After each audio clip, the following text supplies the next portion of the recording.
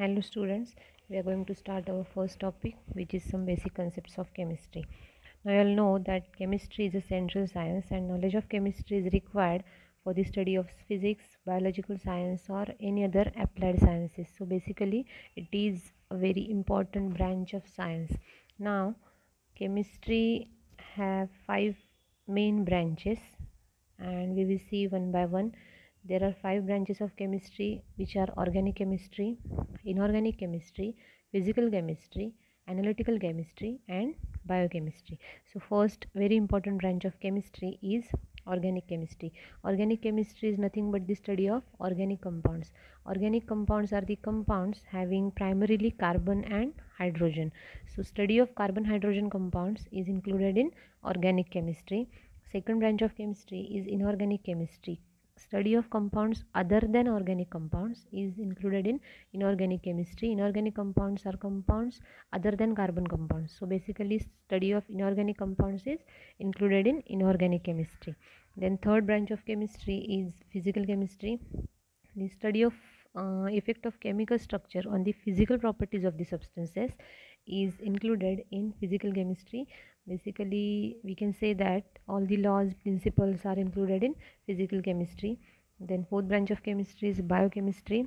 Biochemistry includes the study of chemical reactions taking place in living things. So study of living things chemically can be included in biochemistry. Fifth branch is analytical chemistry.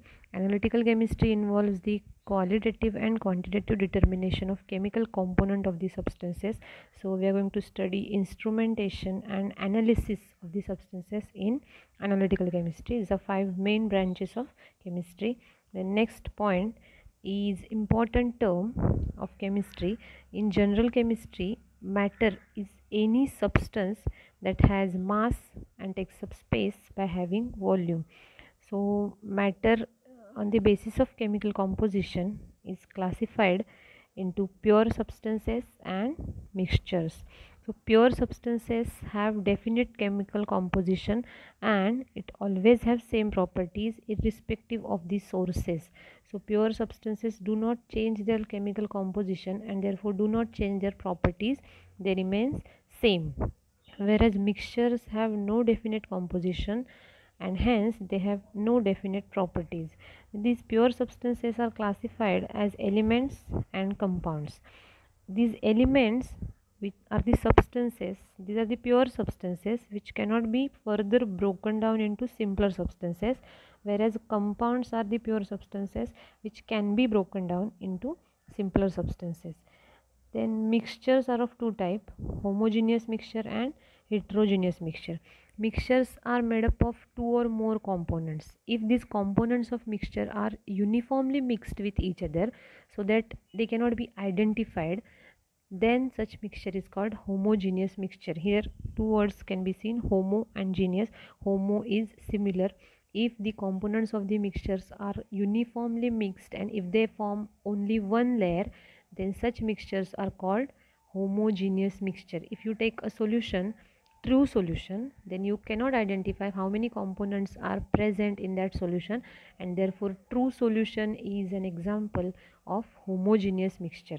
Whereas if you take the mixture of two different components which are not uniformly mixed, for example if you take the mixture of oil and water, they will not uniformly mix, they form their separate layers.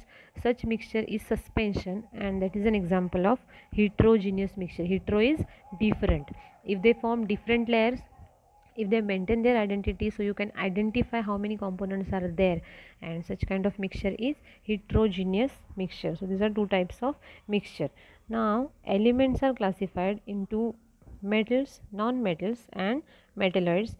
From that, metals you all know have some specific characteristic properties, that they have a luster, then they show malleability or ductility, and metals are good conductors of heat and electricity. These are some basic properties of metals, whereas non-metals do not show any luster, they are not ductile, they are not malleable, or they are not good conductors of heat and electricity. Metalloids are the compounds which show similar properties to the metals as well as non-metals, so they are intermediate between metals and non-metals. We will see what exactly are elements and compounds. So as you all know that elements are the pure substances which cannot be broken down into simpler substances by ordinary chemical changes. That means you cannot break down any element to other simplified compound. I'll give the examples for elements that are hydrogen, carbon, oxygen, nitrogen, sulfur, etc. These are the basic units which cannot be further simplified. You cannot break down hydrogen to any other substance. Hydrogen always remains hydrogen because it is the simplest form, and this form is called element. Whereas compounds are the pure substances which can be broken down into simpler substances, that are elements. That means I'll take the example of compound, which is water. Water is a compound. CO2, carbon dioxide, is also a compound. Why are they called compounds? Because if you break down water, it will be converted into simpler substance, which is hydrogen and oxygen. But hydrogen oxygen cannot be further simplified. That means substances which can be simplified into simpler units are compound. So if you break down CO2, you will get carbon and oxygen. So compounds are made up of elements, so they can be broken down into elements, but elements cannot be further broken down because they are not made up of anything. They exist as elements only. So while using these words, elements or compound, you have to be very careful and very specific. You cannot use element for water, or you cannot use compound for hydrogen. So that's all about elements and compounds. Then we will see exactly what are the properties of matter and their measurements. So matters have characteristic properties classified into physical and chemical properties. Many properties are quantitative, means that can be measured. Whenever we are measuring something, we have to compare it with some standard, and the standards are chosen arbitrarily with some universally accepted criteria. These are called units.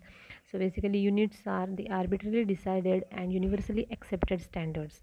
So these are some units and some physical properties of the matter, measurable properties of the matter I have summarized here, and their length, mass, time, electric current, temperature and amount of substance. You can have a look at this table.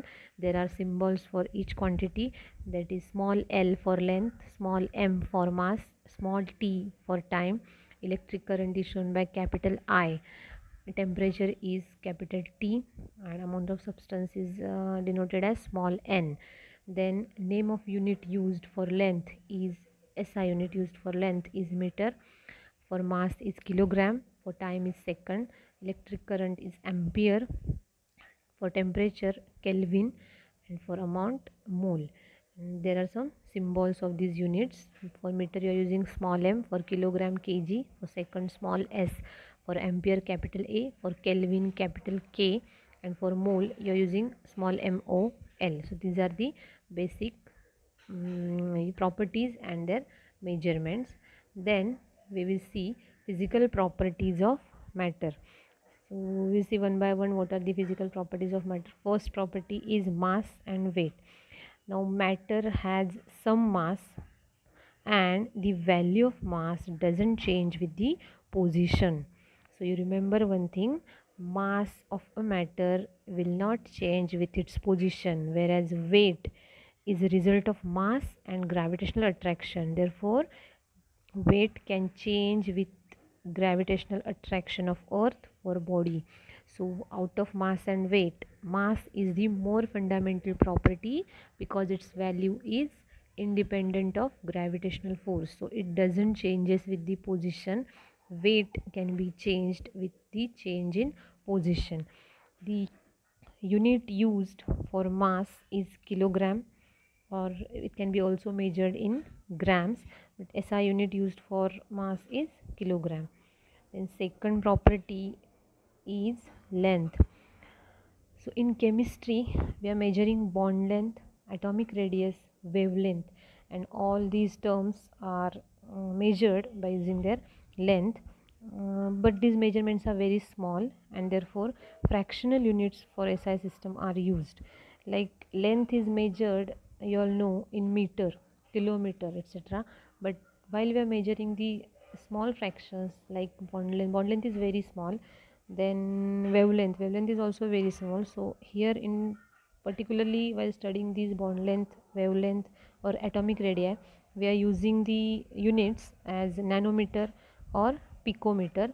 Then 1 nanometer is equal to 10 raised to minus 9 meters, and 1 picometer is equal to 10 raised to minus 12 meters. So you have to remember these conversions to find out the exact value or to convert them to each other.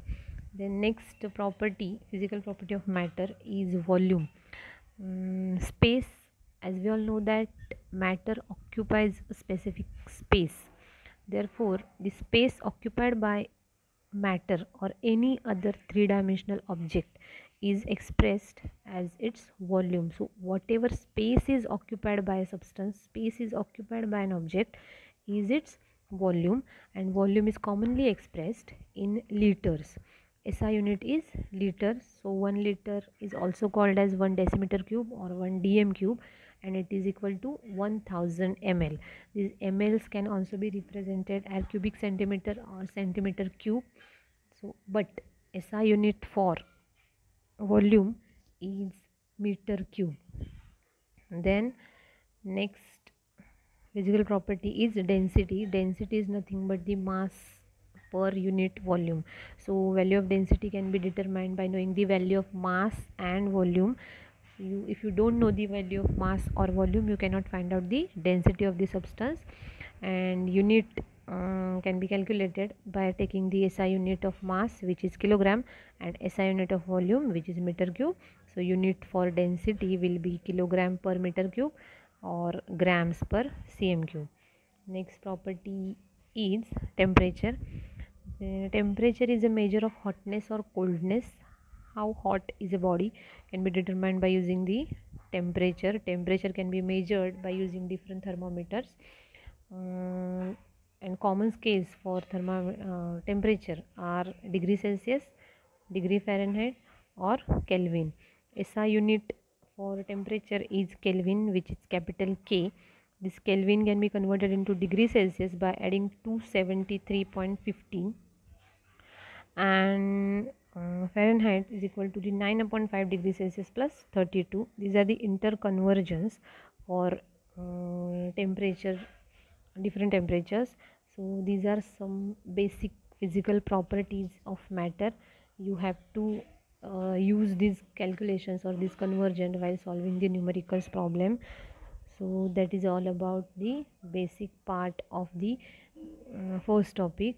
There is some matter in this particular topic which is not to be evaluated or not to be studied for this year particularly.